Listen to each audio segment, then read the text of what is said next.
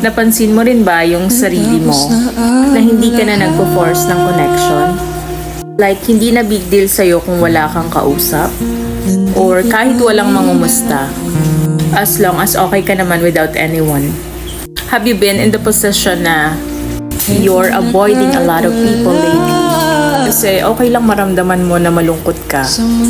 Kesa naman mapapaligiran ka ng mga taong nandyan lang kapag convenient sa kanila.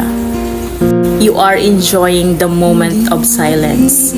At masasabi mo sa sarili mo na, this is me protecting and choosing myself over validation and pleasing everyone that surrounds me.